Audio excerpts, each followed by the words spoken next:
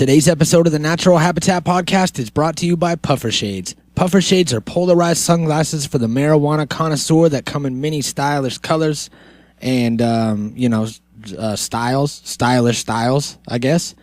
And if you go to puffershades.com today and use the code NHP, you will save 20% off your pair. We got Dirtbag Dan in the house today. He just retired from battle rapping. His very last battle aired today, I believe. So we got him right away. We didn't waste any time to get him on Skype and talk to him about the next moves that he's making and whatnot. So let's get into that right now. Thank you for joining us. Boom. The Natural Habitat Podcast.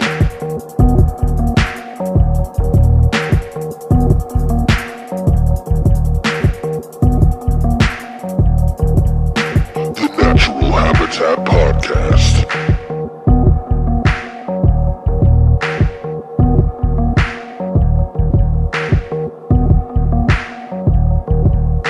The Natural Habitat Podcast. I'm going to engage this recording right here, and then, are you high? Yep. Cool. Welcome to the Natural Habitat Podcast, everybody. My name's Mikey Booyah. My name's Unknown. And today is a special day. Today is a week after the birthday of the release of my track, A Song About a Girl. You can find that on my Soundcloud, which is Natural Habitat Inc. And that track, I got a lot of backlash from it, from some supporters of, because I wrote it about an actual girl that actually got murdered in my area, and it like inspired this whole thing. And a lot of people were upset that I made the song, but I think that I did it in good taste. So I need your help. I need you to let me know if I should not have the song up or if I should keep it there because it is a piece of art. So go to soundcloud.com/naturalhabitat inc and let me know. Yeah, do that shit. There it is. Because Mikey makes music too, and y'all should be listening to that shit. Y'all should listen to every song that anybody ever makes. I think that everybody should listen to everything and give everything one shot because you don't know. You don't know if something's bad unless you listen to it. So that's what I do. I spend all day listening to independent artists. I mean, if you have an affinity for music, if you love music in general, and genres are no boundaries, then if you know somebody who makes music, why not listen? You know what I'm saying? It doesn't take much time. You don't have to like listen to their shit religiously just because you know them, but you should give them the benefit of the doubt and like actually listen to their shit and see how it sounds. You know, you never know. You never know. Some of your closest friends could make your favorite song. You never know. You might not have heard it yet. You know what I'm saying? So it's hard to judge. There's a lot of hidden gems out there, and you might not have known because you didn't take the time to listen. So stay vigilant and stay classy, San Diego, because I was looking through some independent music one day, and I stumbled across a gentleman by the name of Dirtbag Dan, who is a MC and battle rapper from San Jose, California. We actually have him on the line right now, on hold. We're gonna have him. We're just gonna let him marinate for a minute, and we're going to let you guys know about him and who he is. He's done tours in 7 countries and has an extensive career in battle rap ever since the start of Grind Time all the way up to King of the Dot, and has now started his own battle league, the Battle of the Zay. And I would say the most memorable part of Dirtbag Dan's career for me is his Dirtbag Dan LP cover with his bearded mouth on it. Have you seen this? Yeah. I don't know how many pictures I've seen from people all around the world holding this fucking bearded mouth up to their face. And it's a great marketing technique, you know what I mean? Smart, super smart. It was really smart. So we got him on the show. We reached out to him, and he does his own podcast, the Dirtbag Dan Show. So he knows the struggle of doing a podcast while under the influence of marijuana. And he decided that he would join us. So, we're honored to have him here. And before we get into that, we are going to let you guys know that Joey is overly excited about Christmas, all right? We're in the throes of December right now. This is Joey's favorite time of year. He was blaring Christmas music before we started. It was just like, hear them sleigh bells ring-a-ling, ding, ding, ding-a-ling, bling. Just all throughout his house. There was different songs playing from different speakers. Tell us about it. Tell us about your joy that you're experiencing right now, Joey. I'm just stoked that I made it another year. That's really what it's all about. It's like, that is really what it's all about, you know? It's like an achievement, you know what I'm saying? It's like, fuck, you made it. And when you're here, you got to feel good about it. You made it through. I mean, a lot of shit happens in a year. A year's not a very long time, and it feels like forever sometimes, but it goes by quick as fuck. And a lot of shit happens in that time frame, and it takes a lot of strength and a lot of something else sometimes, you know what I mean, to get by and to make it through. A lot of drugs. And we all saying. A lot of drugs? made it. Yeah. Well, that too. Yeah. So pat yourselves on the back, you know what I'm saying? Because we all made it. That's right. We've passed we've passed the time of being thankful, and now we're in the time of being grateful, which is Christmas time, and we're glad that we made it. We're glad that we have the little bit of family that we do have left that hasn't died this year, and or disowned us or whatever. Scenario. Or died in quotes. So, little Timmy, my little cousin Timmy, he's 7 years old. He went to school, right? And what he did was they were going for the Thanksgiving dinner or the Thanksgiving party thing that they have at school. And he went in blackface, like brown Indian face. And it was just horrible and bad taste. I don't know why he did it. He did it upon himself. So I disown this little bastard, and he will not be spending Christmas anywhere near me. So sometimes you gotta cut him off. You know what I mean? Poor Timmy. It's all right, buddy. You'll learn. No, he won't. He probably won't. Hopefully he dies.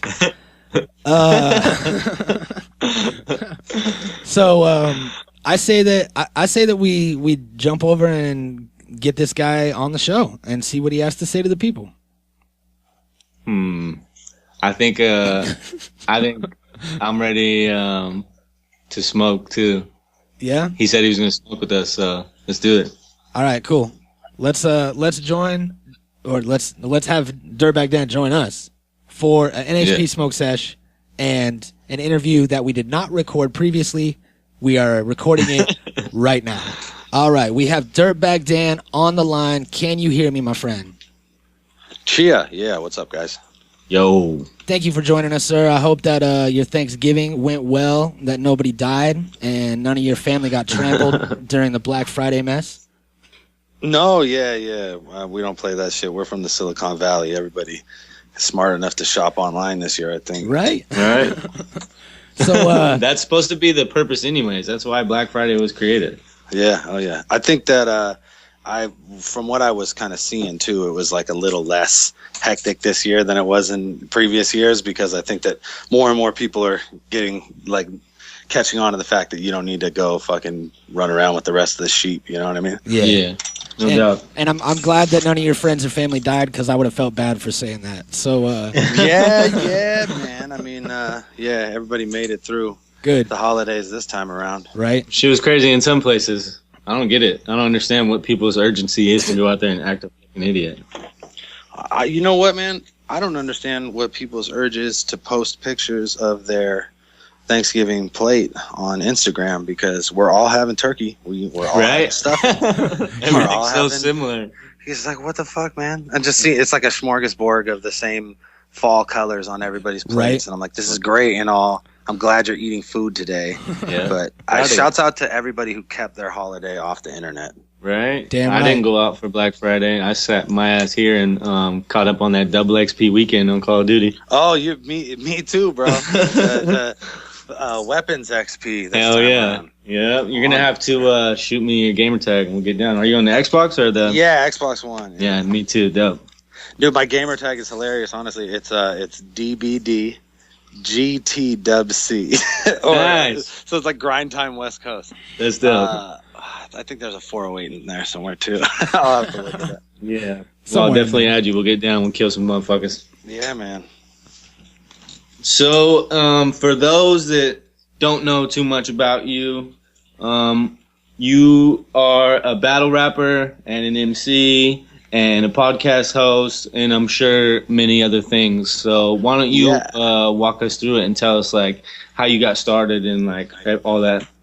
So I guess, I mean, like I grew up skateboarding, and my brother's actually like a pro skater. And a lot of the friends that we grew up with were fortunate enough to come up at a time in San Jose when like the people who skateboarded when nobody skateboarded pretty much like, and the ones that stuck with it pretty much all became pro. And we worked at skate shops, and you know what I mean? Like it was always like in that kind of atmosphere. But I kind of, as good as I was at any of that shit, I always felt like I had to try way harder than everybody else. Right. And I don't know, I think like 14, I kind of picked up rapping, just getting high and, you know, like talking shit basically. And it was actually me and Skylar G, the other dude from the podcast. We were 14, just like rapping verses back and forth about dumb shit. You know what I mean? Right. Just like whatever absurd shit you rap about when you're a 13-year-old.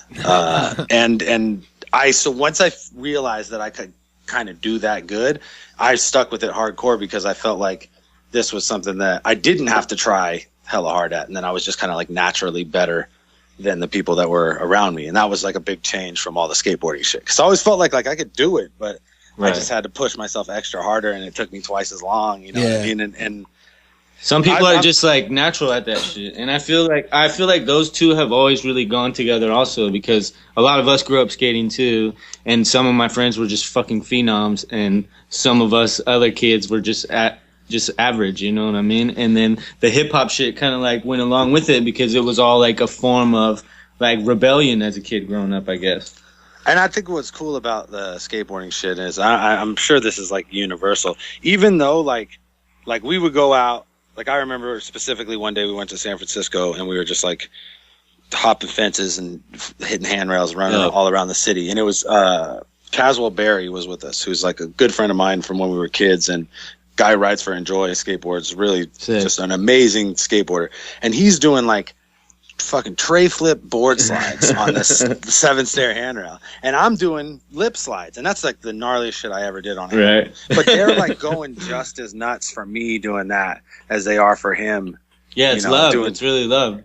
But everybody's like, it's you're on your own scale. You know what I mean? Like no one's like measuring you against like the next dude or what else was done. It's just like because everybody was out there pushing themselves like one step further every single day. And the more you were around people like that were like, you know, amazing effortlessly, the more that you would, you know, kill yourself to try and get there. You know what I mean? Yeah. And I still skateboard to this day, and I still keep in contact with a lot of those cats, but it's definitely like there was a turn when I was like 14 years old where I was like, oh, I'm going to fucking rap because I could do this shit. Yeah. And it's interesting that I could do it. I looked like a fucking weird, you know, I was like a little skateboard kid, long hair, Metallica shirt on, and I would show up to battles and fucking just murk people because they were not ready. You know? Yeah, they were just sleeping on you. They had no idea.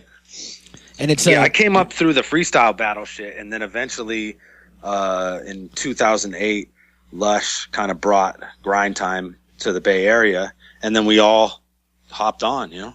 See, that's super smart, man. So that's what I was gonna ask is, you know, you started freestyling and stuff, and then did you kind of move more towards the battle scene at first, or more towards, you know, creating your own music? Because I think that you, more than any other battle rapper that I've seen, does a good job of staying one foot in both worlds. You know what I'm saying? Yeah, I think the music thing came first for sure.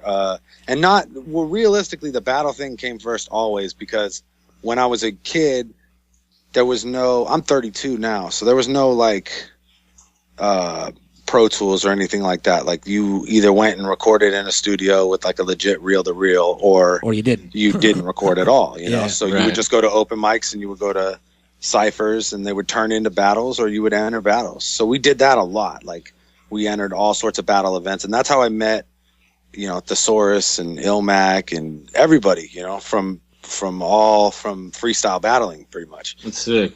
And we've known each other shit. Like me and Pete, for instance, have known each other for well over a decade, you know, just doing this shit, you know, like even before the acapella shit. But in general, like there was a point where I was like, I can't battle anymore. because no one will take my music seriously. So I just completely like stopped battling. No more freestyle battles. I'm not doing it. Plus there were all like, it got awkward and it would be a letdown at times because you would kill it and then they would give it to some other fucking dude, or you know what I mean? Like, it's just, there's too many variables in that world. So it was easy to walk away from. Well, that's cool that you kind of like always kept to both and like always had like a good head on your shoulders and knew what you wanted to do. It seems like a lot of people don't really know what to do. Like, they'll get comfortable in that battle element and then will get to a certain level where they're like at the top of their career and then can't make the transition because they don't want to like let people down or just not be as good as they think they are, or whatever the scenario is. You know, you could see like a lot of people like contemplate it like Disaster almost, you know what I mean? Like, nobody really hears music from Disaster, but well, I think that's another thing that's important to take into account when it comes to that shit is that like, so I stopped, you know, at one point I stopped battling and I just focused on making music, and that's all we did. And we put out, I was in a crew called Thunder Hut with XI and Joe Cutter and a bunch of other cats that are kind of still around today. And then I was in Counterproductive, which was myself and Able Abilities and Skylar and our DJ Itchy the Killer. Yeah. And we made albums, you know. I over 4 years, we, you know, put out over 100 songs, you know, on 3 or 4 different albums, solo albums for me, solo albums for Able, crew, 2 or 3 crew albums, you know. So like, I spent hella time recording music, and then the, you know, Madness came to town basically, and he was going to battle Thesaurus at this, you know, first Grind Time event, and that kind of like changed the whole direction of where everybody was going.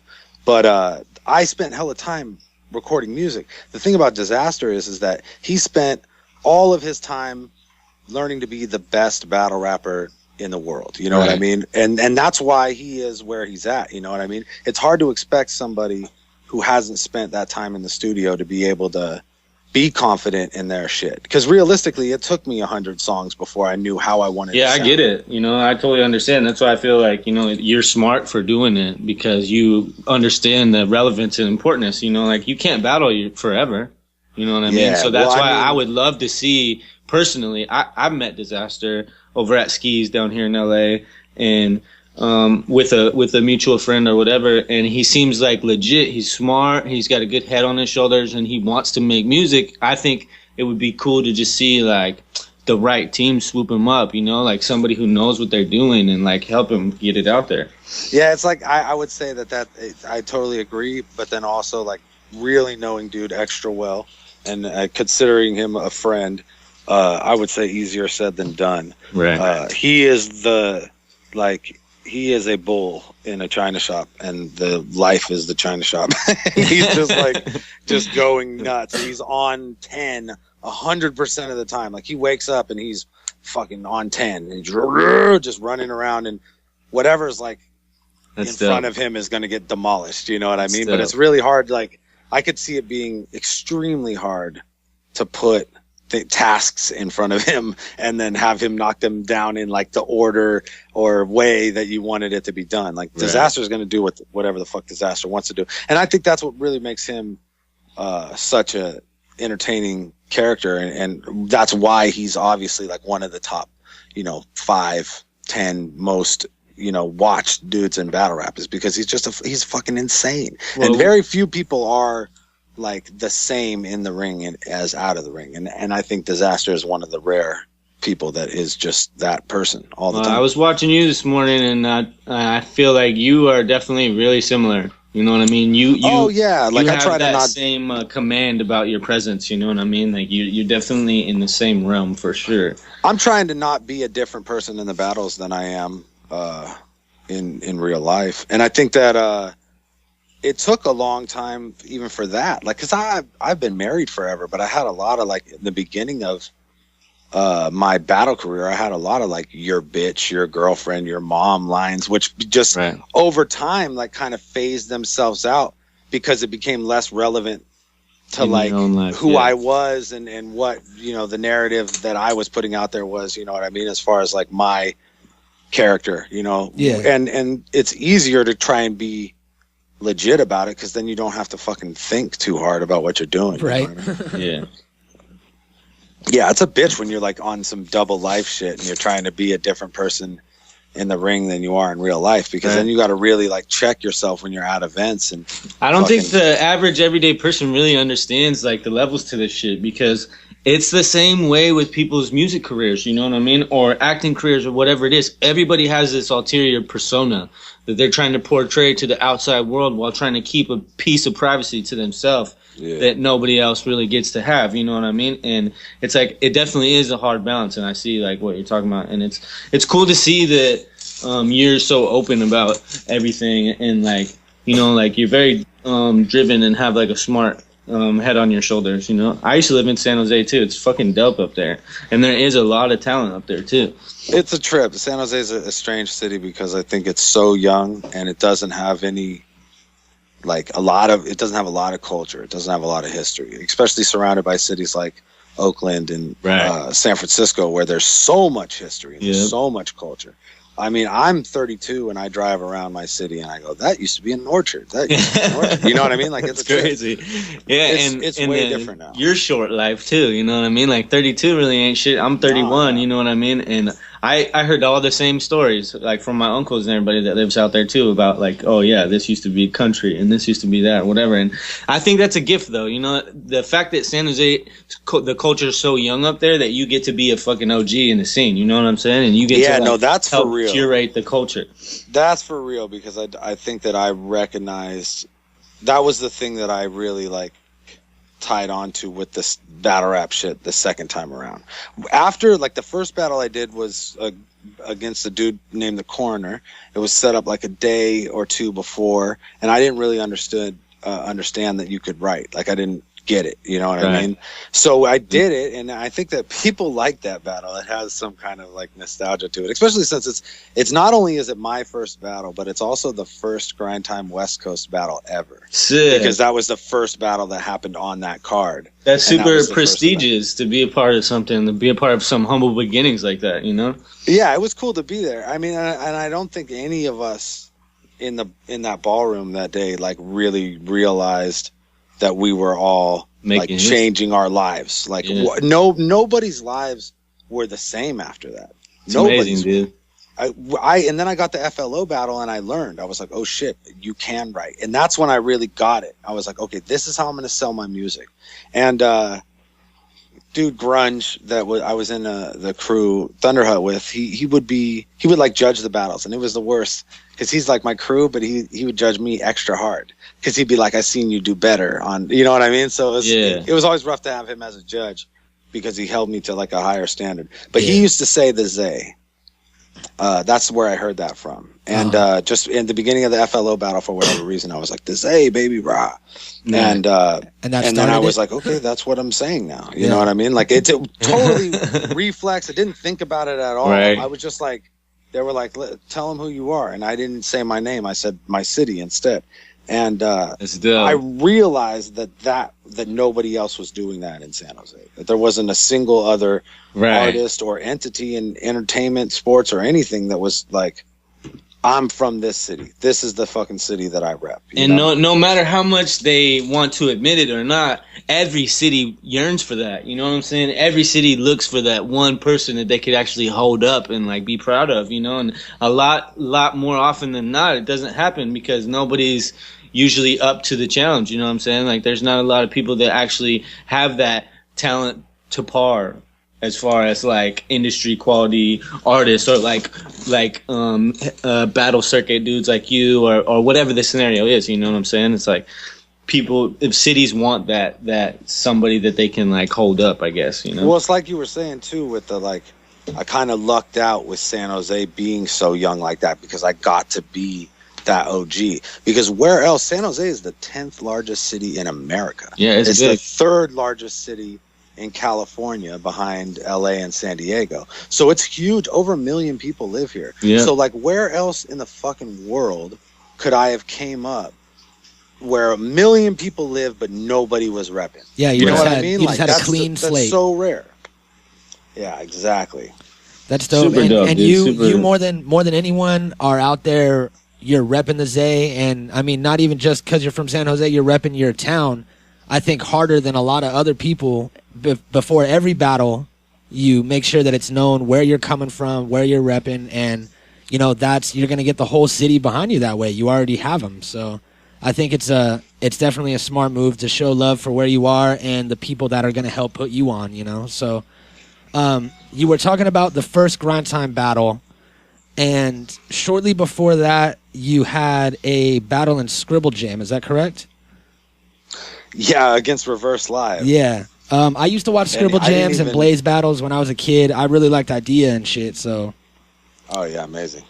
What was inspiration to all of us, I think. Yeah, absolutely. Rest in peace. So, yeah. What was that? Was that your first battle that was actually recorded and put out? No. There's a couple older ones than that on the internet if you really search. There's one from a car show that's like 2004, and it's me and Aruka Saki, who is a guy from out here in San Francisco, who was he had a decent name in the freestyle days. And there was a competition called the Freestyle Olympics that they never put online, but they had 3 different ones, and I won one of them. And it was battling. And then you had there was like a tempo round and a topics round, props, shit like that. And like I was, in an ordinary battle competition, I would run into Thesaurus, and I was fucking done. There's just no way to beat him. You know what I mean? Like in that world, he was the fucking best. And it was just like there were these dudes, him being one of them, that you couldn't beat. It didn't fucking matter. And then when the written shit came about, I was like, oh, dude, I could beat these guys. Like in this world. Yeah, that really changed everything, right? Yeah, totally. 100%. Because like that, like I always, No Can Do to me was always one of those dudes. It was always like, I run into James and it's over. But in when the written shit came about and when it was me and him in that realm, I was like, okay, no, I can actually go with you. You know what I mean? Yeah. I think that it's smart, and I think that it's cool that all you guys are like evolving with it. You know what I'm saying? As it's happening. And I think that it needed to happen because you could only go so far before. And now people get to create these fucking new personas and characters that we've never seen before. And I was just saying to Mikey before the episode that I thought these themed battles were so fucking smart. And I feel like maybe that there's a future in that, and just themed in general, like your guys' Halloween ones and shit. Oh, they're so Jesus funny. Yeah, it was a great idea on Disaster's part. And I think that there wasn't like not nearly the kind of planning and effort that goes into throwing a normal event went into that. And still, like, it still worked because enough of us were invested in it, like just in the idea. You know what I mean? I think it was so comical. I think it was very ingenious. I think that if you guys did more stuff like that, you would catch a lot more attention. There's so many things out there that people are such crazy fanatics of. Star Wars, fucking you name it. You know what I'm saying? Like, if you guys kept doing some theme shit, I think it would really catch on and be like something new and refreshing. I think it's cool. It was really cool for me to see because it wasn't as serious. There wasn't like, you know what I mean? It wasn't just personal attacks and the same shit that we hear over and over. Sometimes it's nice to get away from that shit. Exactly. You know, and I thought it was really funny that you guys did like the normal thing for a battle. You like, it was like you were doing research, but you were doing it for the characters instead of the persons, you know? Yeah, exactly. And that was the point too, was that it wasn't my battle, you know, that was Jesus and the Devil's battle, right? Yeah, and that's fucking awesome, dude. It's super smart. I don't know if you guys are aware of this, but I announced the week before that DNA would be my last battle. Oh no. Really? We didn't know. That's crazy. No. Yeah, I don't know. You know what? I don't know if it'll be in the actual cut version, and I'm assuming it won't be. But on the pay-per-view, they let me kind of say goodbye at home, and it was dope because it was it was San Jose. I was battling DNA. That was a really good battle too. Yeah. It was a great way for me. It was like a no-brainer as far as like views, the foot to exit on. You know what I mean? Yeah. Like I didn't want to be one of these guys who kind of just got worse or got less interesting or whatever, and I felt like that I had for definitely my own fault. I kind of made folks forget that I was a factor in this shit, that I could really fuck somebody up if I needed to or if I wanted to. Right. You know what I mean? I was going out there just to get a paycheck for so long and just to be in another country, and just to be pushing my music and shit, that I really lost the competitive edge that you need to be successful in that world. Yeah. And for that reason, I was like, I can't do this anymore. I got to get out. But I knew I couldn't go out on the battles that I had up to that point. I wasn't like ashamed of like the 2-on-2 we did with Shuffle T and Marlo, me and Caustic. I thought that was great. Right. But you can't go out like that. And the fact that you didn't want to go out with like an easy win or anything either. Like you brought somebody big out, and you know what I mean? And people respect that. People definitely respect your choice and who you picked to battle and shit too. Well, much love to King of the Dot. I mean, they really have held me down more than any of the other battle leagues, as far as like always working with me and helping me to try and further my brand. Whether it was like back in the days, like I would attach like the sales of a couple hundred albums to like a battle I did with them, and then they were promoting my music as well as, you know what I mean, like they were always willing to work with me on shit like that. And then when it came down to it, we've been having success with these events in San Jose, and they had no base for battles in the Bay Area, so it just became logical. That was like, oh yeah, we'll do them in San Jose. And that's the thing is that like now that I'm not going to be the guy that's in the ring, I'm going to be doing. You're starting your own thing, right? The Battle of the Zay, correct?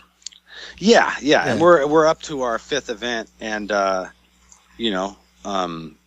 feel like we've really like found our niche as far as like what we bring to the world of battle rap. We're definitely like the AAs. We're definitely like trying to put people onto King of the Dot GZ cards and onto URL PG cards, hopefully. And we definitely want to like be bridging that gap as opposed to like taking battles that should have happened on the main stage or on King of the Dot. You know what I mean? Like, and then the thing that we do, I think that we've established firmly that is ours is the Royal Rumbles, and we're doing another Royal Rumble. Sick. Something new. The first Rumble we did, I was in, and it was great, and it was a lot of fun. And that was actually I've battled at every battle of the Zay. So this next one that's coming up January 9th is the first one that I'm not on the card, but Caustic is on the card, which for the first time, which is great. So. Well, I think that on that note, this is a perfect time to segue into an NHP smoke sesh. We do this on every episode, and we're honored to have you join us this time. Hell yeah, bro! I got some super fancy Cookie Wreck Shatter. Ooh, dope! Fuck and yeah. my vaped vaporizers mini nectar collector, which I just find to be the most portable dabbing situation on the planet Earth. Yep. I'm smoking on some key lime pie. I like that little plug. Ooh. Yeah. See, that's the other thing too. It's like that's my one contribution to battle rap that's like the most unsung thing is I was the first person, and I'm assuming this based on no research, but I have to be right. Yeah, that's kind of like how we do it. Yeah, there you go. It's the Dirtbag Dan show way. Yep. I don't think that anybody was repping any outside sponsors before I did. I think I was the first person to be in any acapella battle and shout out personal sponsors, like on some NASCAR shit. I think it was Clout and Breezy. It was like that. That became part of my like script, it was like the Zay baby raw, and I'd be like Dirtbag Dan, Clout Magazine, Breezy Excursion, I see you. You know what I mean? Like that just became things that I said like in that, And that's really smart because you're pushing your line. You know what I'm saying? Like whatever you got going on that's making you money, you're pushing that shit, and everybody out there is just like hearing it subliminally and like automatically supporting it because they support you, type of thing. I think Vaped has been definitely like stoked on how much they've seen from like our fans as far as like them actually like buying products and commenting on the shit. So. That's dope. Well, what's their website? Rattle it off. ruvaped.com, like the letter R, the letter U, and then vaped, VAPED.com.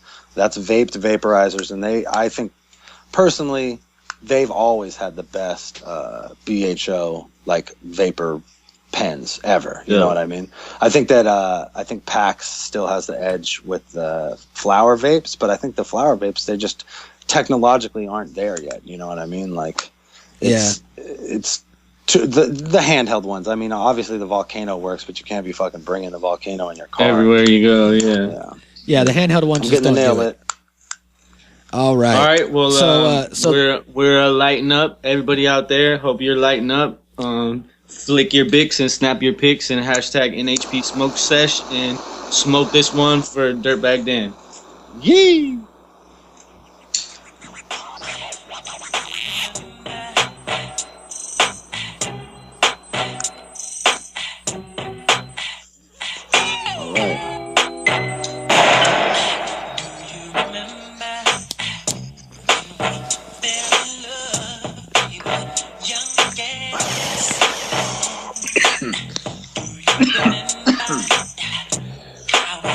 All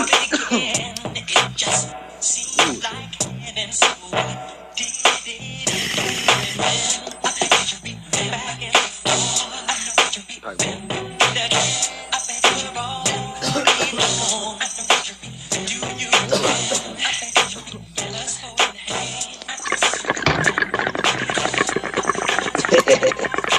Bone rips.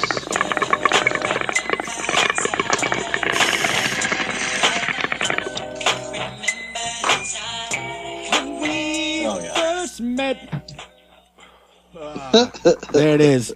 Do you remember? I remember the time we first met, Dirtbag Dan, and that was that was the Hunger Pains tour, I believe. Was that? Man, that was a great little run for me, and it's stoked that I have longtime friends like Kung Fu Vampire who have such like a strong fan base and touring situation throughout the country. Crazy, right? Because I've been around the world a few times, and there were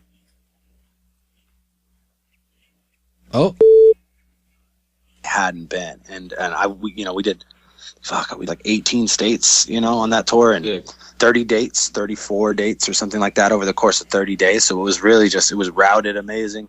And I got to play music, and that's what I did. I didn't battle. I just played music the whole time, and it was fucking great. So is this what you're doing now? Like, is this your full-time gig now? You're doing music and then hosting your new battle circuit? I would say my full-time gig now is definitely like the focus has shifted for me as far as the podcast and the YouTube channel in general being right, the most viable source of income for me right now, as well as I think the best way for me to be able to constantly communicate with my audience and bring them something new every week. You know what I mean? Yeah. Really hard to do that with music. Really hard to do that with battles. But with the podcast, it's easy. I feel you, and we're kind of like on the same trip right now. It's like we finally just got to a point where we are constantly having people come on the show, and it's really like changing a lot of people's outlooks, because we have people that come on from a lot of different plights in life, you know what I mean? And people like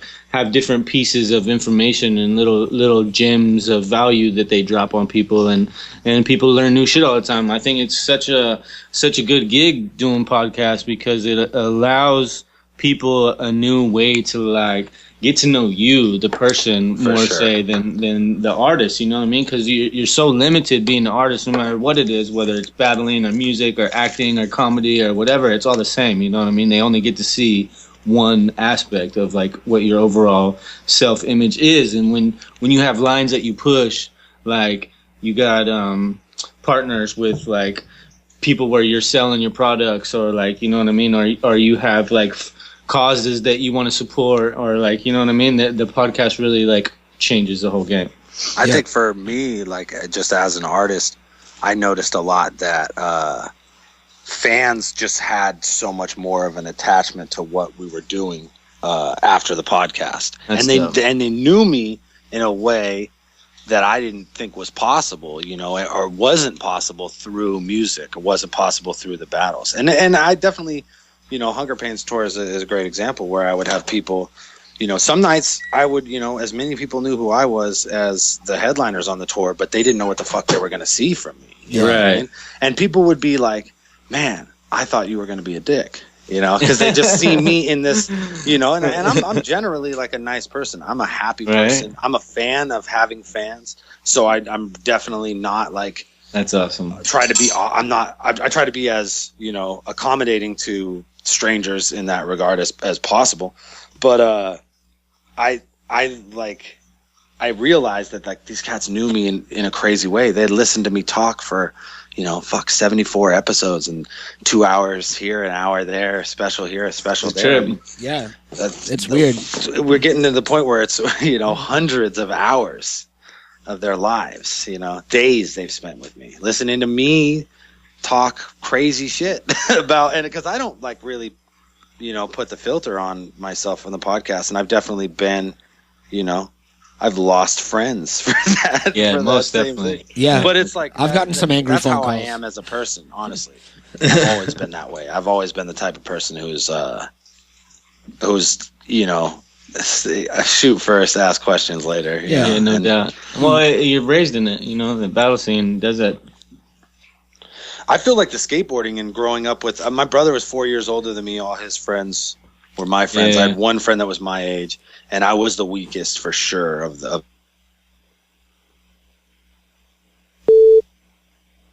I had to be able to, you know, defend myself, and I just learned to be witty, quick, right? And that's I think that more than anything, because I look at the like I kick it with rappers sometimes, like both battle rappers, regular rappers, whatever, and like it's weird, like the way we act, the way me and my friends act, and the people that get along with us, the people that do well with our group, we're fucking sharks, man. It's like a fucking mental shark tank, and if you like step in the shark tank with your minnow mentality, you're gonna get fucking just chomped on. It's awesome. And we do, like, there's definitely battle rappers who just get picked on by like me, Thesaurus, and Madness, because we're just like, we can't help ourselves. Right. We're just like, you know what I mean? Like, yep. I've definitely had fools be like, hey, chill out, like fucking stop. You know, like there's no need for you to be making fun of me this way right now. We're not battling. We're like, just kicking it, bro. Come on, stop being a dick. All right, you're hurting my feelings. Yeah, man. Battle rappers got feelings too. And I think that it definitely, like, it's fair to say, and my wife would probably concur, that battle rapping has, in a way, made me a worse person. As far as the things that I think about people immediately, right. You know what I mean? Job, like, though, you know what I mean? You're like, constantly picking people apart. not anymore, man. No, right. not anymore. So, it's, what I've been doing, what I was getting to earlier, is that, you know, so I'm going to be doing the podcast and I'm going to be doing the channel Think Tough, but also for the last like 9 months or so, I've been doing stand-up comedy. That's kind of been my my kind of new inspiration or whatever thing, that I always like to put a fucking goal in front of me that's, you know, like seemingly unattainable, and then, you know, it keeps me fresh or whatever. And I feel like with the battling shit, it just got too formulaic, and I understood the game too well, and, you know, like I also knew like the limitations involved in it, right. And I realized that by sticking around, I was only going to tarnish my brand. You know what I mean? And I didn't say, like I say, I didn't retire, because if somebody calls me and the money's right, I'll be back in the ring. But I'm putting the price so high now that, you know, it's most likely no one's going to pay me unless I remain relevant for another 5 years. You know what I mean? And then I become like some crazy, you know, addition to a huge card later. You know? Some unattainable battle rapper. Yeah, I don't think anybody knows better than you what's best for you. So I'm sure. No, I'm sure that you know you're making the right moves. You know what I mean? I don't, dude. I haven't had a huge backlash from fans saying, "Oh, please don't quit." Like, I've heard it here and there, but I think you know, I'm like Chuck Liddell. like nobody cried when Chuck Liddell left. Yep. Now you're gonna be doing Durlast commercials one day. Yeah, fucking A, whatever. I'm with that shit. But I'm just saying, like that whole, like, when he left, he had started to get, like, he got knocked out once, and then it became the thing where, you hit him on his button and he's done. And he went out with a bang too. He went out on top. He didn't get too beat up, you know what I mean? But when he quit, you didn't hear a lot of people like, no, I can't believe he's quitting. It's because he had a great career and he was done. You know, I think that's where I'm at. See, I feel like I had a great career. I think you've had a great career. I'm not sure about you being done yet, but I think that what it is for you is that you have so many different things to offer as entertainment. You know what I mean? Like, people are constantly looking for an escape, whether it be music or movies or TV or comedy or podcasts, and you have so many different things to offer that if you're going to stop battling, people are like, okay, that's fine. I'll just catch you here or here or here. You know, it's not like you're just going to disappear and stop working. I've heard that people have even said to us before, like, I've heard two things that I'm amazed by, but I'm also stoked on every time I hear. One is that I watch your show. Your show is the best thing you do. You know, like, your music's great, battles are great, but the show is significantly the thing that I'm entertained by the most. And you're like, and then the I'm other just thing that I hear, high. I feel like there's that kind of like, there's like the communion aspect to it, or the community aspect to it, where people are like, if you're a part of our 5,000 to 10,000 people who watch weekly, then you're a cool person. You're up on some shit that other people might not be. And they like it a lot enough to be like, to rock with us heavy, like to bug us when we don't drop new episodes. And so it's definitely like a part of some folks' lives, their work weeks. And we, that's dope. The other thing I hear that is always crazy to me is I don't really watch battles anymore, but I still watch the podcast. And that trips me out. You know what I mean? Because we're a battle podcast. But I guess that, I get it, you outgrow shit, and battling, especially the way some people like it, the way fans are in battle rap. Like, I could be positive all day about battle rap and all the great things that it's done for me. And I'm definitely like, I wouldn't change a thing as far as, the direction I went. And I don't know what the fuck I would have done if I didn't get into the battles. But at the same time, it's like, outside of the podcast, outside of those core fans that really know who I am on a crazy different level, the casual battle fans are the worst fucking kind of people on the planet of Earth. And they're fucking terrible, and they berate you, and they create troll accounts to harass you, and they say things about your family and your friends that have died in order to upset you or get a reaction out of you. Just weird, just insane shit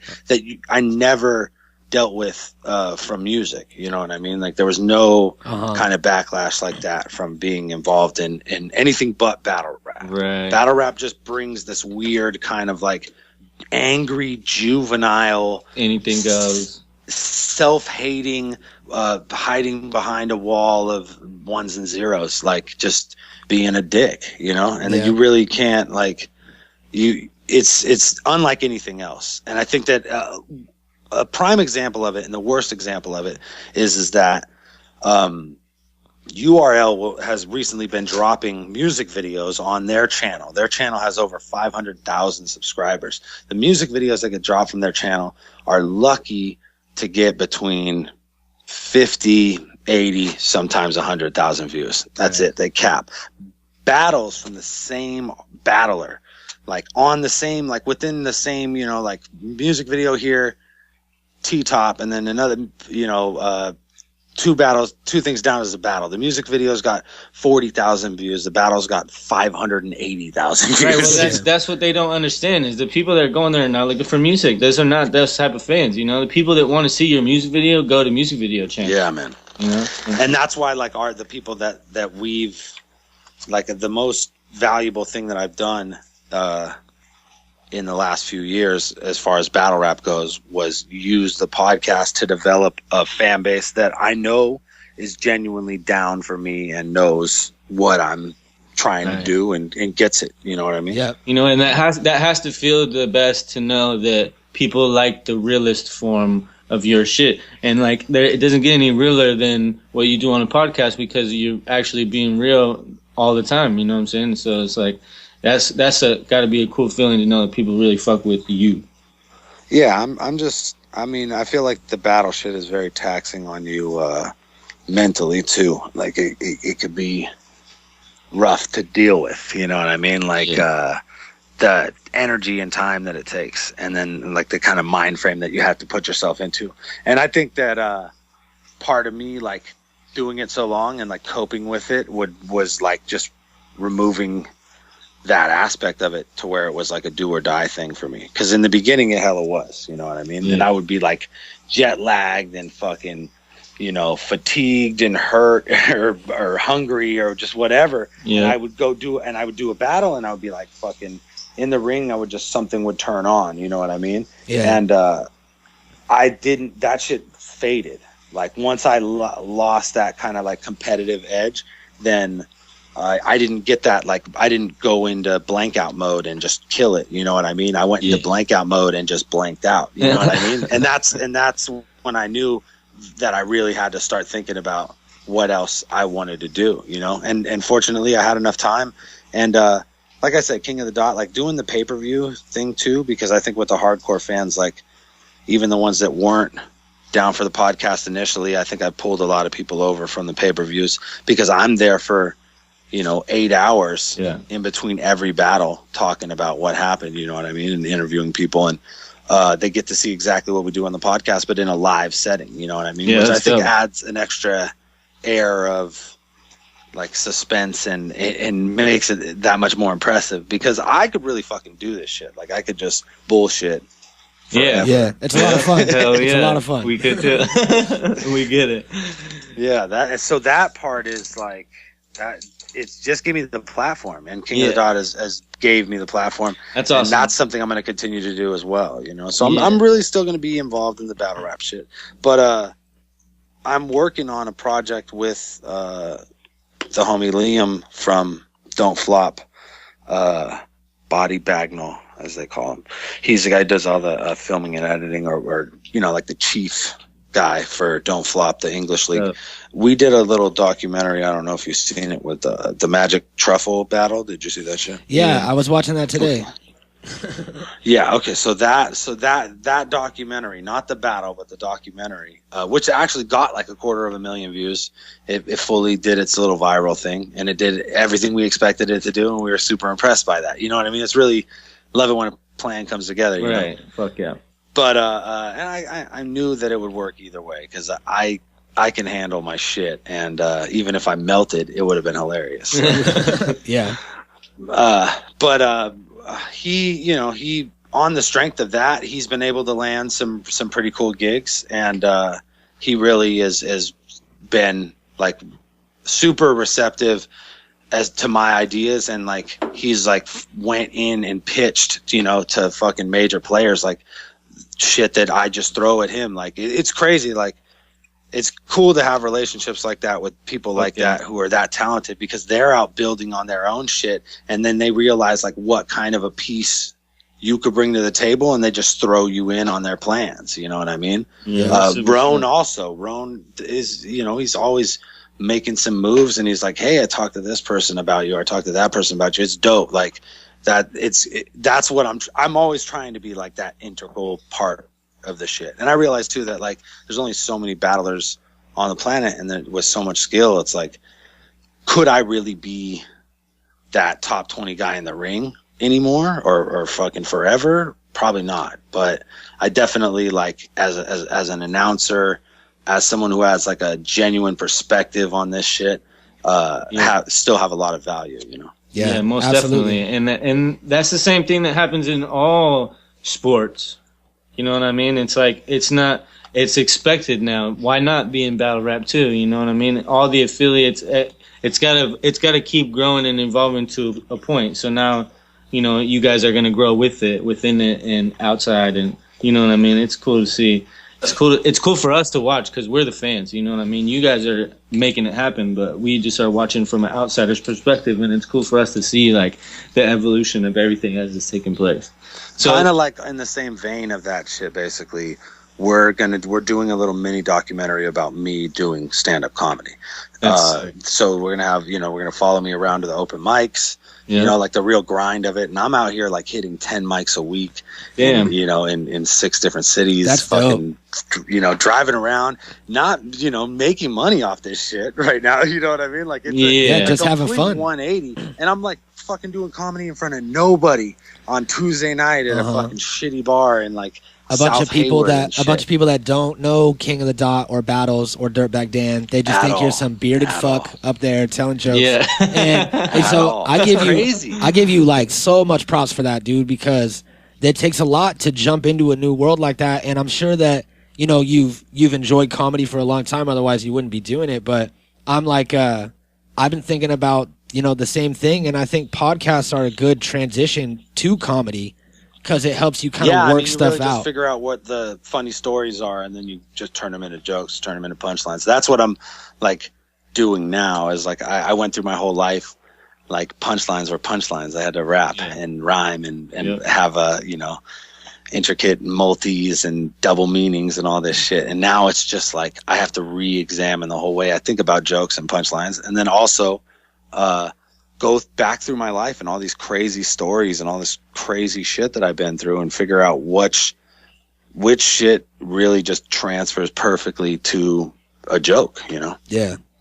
Well, it's going to be super smart, man. It's going to be good to watch that, watch you evolve in comedy as well. So, good luck. Cool too, because you'll get to see the grind of it. And that's what I was kind of like saying, is that it's like, much like with the battle shit, where it was like we all grew up on camera like the fucking Truman Show. Like this shit is like, with the comedy is like, I'm throwing myself to the wolves. I'm gonna be out in London like doing like fucking major like comedy store like gong show shit, to where like they'll just fucking boo me off stage if I'm bad. You know what I mean? Like, and it's another one of those situations where the reality is that even if I fail, that project is going to be entertaining. Yeah, and the fact that you're doing it, you know what I mean? Just doing it is what makes you better at it, That was the thing with the mushrooms or the truffles. It was like, win, lose, or draw, this shit is going to be funny. We're going to find out. And that's kind of like, I guess that's our direction of like documentary is just like, well, let's set up a scenario that whether it wins or loses is going to be entertaining. And I'm 100% like the cannonball in all of these situations. Nice. Well, it sounds like you got a super action-packed future. It's just because you're retiring from battle rap doesn't mean you're retiring from shit, really. So, and my best battle, I think ever, comes out on December 14th, and that'll be great. I'm excited. I'm really excited to see it all cut together. Nice. Well, we're excited for you, dude. Congrats on everything. Yep. I think that you're a super, super dope individual. I think a lot of people really dig what you're doing, us included, and we just really appreciate everything you do. And thanks for fucking coming on and bullshitting with us. It's been dope. Yeah. Well, like I said, bro, if there's one thing I could do in this world, it's bullshit. Yeah, Yep. And we definitely, I told you it would be no longer than 30 minutes, and we've definitely been talking longer than that. So sorry about keeping you. Bruh. But I could talk about myself all day. So before we get out of here, we all know that today is December 15th. We know that. The listener knows that. Yeah. So this weekend you have a show at the Ritz in San Jose on the 19th. And, Actually, we'll have just filmed the live podcast, or the podcast in front of the live studio audience, on December 11th. So nice. That should be out on YouTube. And then, like I just said, my battle versus DNA drops via King of the Dot on December 14th. Yeah. And then I'm at the Ritz on the 19th in San Jose doing a show with the Whiskey Avengers, which is a crew that I came up with in San Jose. Really talented musicians. They jam the fuck out, and we always do like a crazy full band jam sesh at the end. So nice. It should be extra entertaining. Yeah, man. Sounds like it's gonna be a good time. Yeah. All right, gentlemen. Well, you guys have a wonderful afternoon. And, most definitely. I'm gonna take me a weed nap. Hell yeah. All right, man. Well, thanks again for joining us, and take care of yourself. All right, cool, man. Like, Peace. All right. Well, boom. We took a lot more time of his than I said that I was going to. I signed a contract saying that it would be no longer than 30 minutes, and he said that it was okay. But as soon as we hung up the phone just now, I'm seeing that I'm getting text messages from his lawyers, and I'm sure he'll talk to him and work it all out. He's a good guy. That was dope, because though. we're such professionals. Yeah. Imagine that. It's fucking stoners. You know what I'm saying? Can't stick to anything, but whatever. It was dope. He's fucking awesome. I'm definitely going to be checking out the podcast now. I'm definitely going to be looking for the Zay battles and shit. You know what I'm saying? I think dude's super smart and very talented, and he's got a long way to go still. You know what I'm saying? It's like, it's crazy, man. It's crazy, like all the time and stuff he's done in the battle leagues and everything through the years, and then to get where he's at and seems like fuck really now shit's really just starting from a boss perspective, you know what I'm saying? Because now he's like owning shit and like doing shit on his own and like turning his views and everything to benefit his business, you know what I'm saying? Yeah. That's super smart. It reminds me of like of like what Recognize did. How Recognize came up in the battle scene, won a big battle, got a giant, cash prize and a record deal that didn't work out, and then he battled for a little bit longer, and then one day he just stopped battling and started focusing on music, and now he's the lead singer of Mayday, signed to Strange Music and making all kinds of money. Still doesn't have a Strange chain, I don't think. That's a thing that they are always complaining about. But I think that it's going to be a good move for him, and I think that he has a lot more to offer as an artist than just battle raps, and it's going to be cool to see his comedy career like grow. Yeah, that's so sick. That gives that's a lot of inspiration to a lot of people, you know what I mean? Like, people are always looking for a new outlet, you know what I'm saying, other than the one that they're already doing. You got to have your hand in multiple cups, you know what I'm saying? Like, you got to be like, you got to be kind of spread out, so you're going to be good no matter what. And comedy's awesome, especially after, like you said, like after doing the podcast, it gives you like a lot of ideas, like options, things that you could do. And fuck, comedy takes a lot of guts to do that shit. And it's like he has the podcast and he has the battle rap, which is pretty much a form of comedy, coming up with punchlines and shit. So I think that it's almost like how ninjas tie bricks to their feet and then they'll run and then they take the bricks off and then their feet are super light. You know what I mean? And that's how they have like the little ninja toes and shit. So I think that what it is that he did this super complex battle rap where your punchlines have to be like, woven a certain way and the syllables have to bounce and everything has to be like a certain kind of clever. And then now just going to jokes, which are hard in their own right, but in a way it's almost like simpler than doing a complex joke in a battle rap. It's just a joke now. He's not tied down to all of these different things, so he could say whatever he wants. And I'm interested to see where it goes. Also, yeah, I think that he's gonna have a lot of ammo because comedy really comes from experience. Comedy comes from like things that you personally been through or seen happen. So that's where you get your material from. You know what I mean? And him being a battle rapper, he's gonna have so many crazy experiences. You know what I mean? Live, in your face, fucking embarrassing or whatever type of experiences. You know what I mean? And that's all gonna be great ammo or like fuel for fucking punchlines and jokes and shit or whatever he's going to create. So I think that, it's really a smart transition. Super dope. Yeah, and what a lot of people don't realize, and myself included until about halfway through the interview, is that the battle that he did with DNA that was released yesterday, I believe, that was his last battle.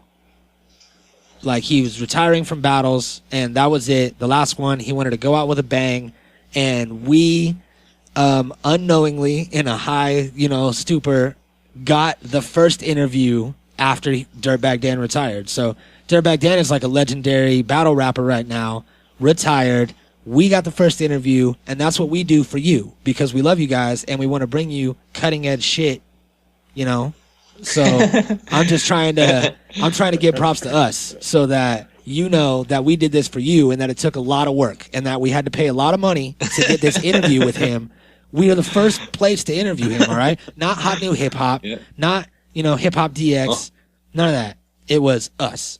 So you're welcome. And if you'd like to donate to us to help with the expenses, that would be greatly appreciated. There was something else I wanted to say. I lost it, but it's he was a good dude. It was nice to chop it up with him. It was a lot easier than I expected. Like for some reason going into it, I was like, this guy has his own podcast, so he's used to like a certain way of doing it. And I didn't know if we were going to jive right, but it turns out that his podcast is like our podcast. So we've been unknowingly just doing the same shit, just in different parts of California. And I think it's dope. Yeah. I'll tell you what, I'm going to be looking at the comedy clubs and shit. And if he comes out to LA, I'm going to go check him out. Yep. Y'all should too. Look up everything, find him online. Everybody's info is always online. It's called Google, people. And you know what else, Dirtbag Dan, if you're listening, we live in California, so we can come and be on your podcast if you're interested in something like that. I am not a avid, battle rap enthusiast. I have a friend that is, a guy that I work with that listens to Dirtbag Dan's podcast. When I told him that we interviewed him, he was like, dude, I fucking watch every episode of his podcast. That's crazy. I've seen him do this. Sick. He was at the DNA battle live. So he already knows all this shit. And fucking, I'll bring him. So we'll bring him, and he could, talk about all the battle stuff, and then we'll just smoke weed in the corner. Yeah. Mm-hmm. Yeah. Yeah, that's a great add-on. So, it's the 12 days of Christmas are upon us. So those have been happening. I hope everyone's enjoying those. We're at the time that I'm recording this, we haven't started them yet, but I think they're going good. Yeah, you never know. Yeah, you really don't. So I'm going to go ahead and assume that they're going great, that the plays are off the hook. You guys are loving them. Thank you for all the shares and the comments and for being interactive. You are the best listeners that we could ever ask for. Applause. All right, that's it. We're out of here. Peace, bitches. The Natural Habitat Podcast.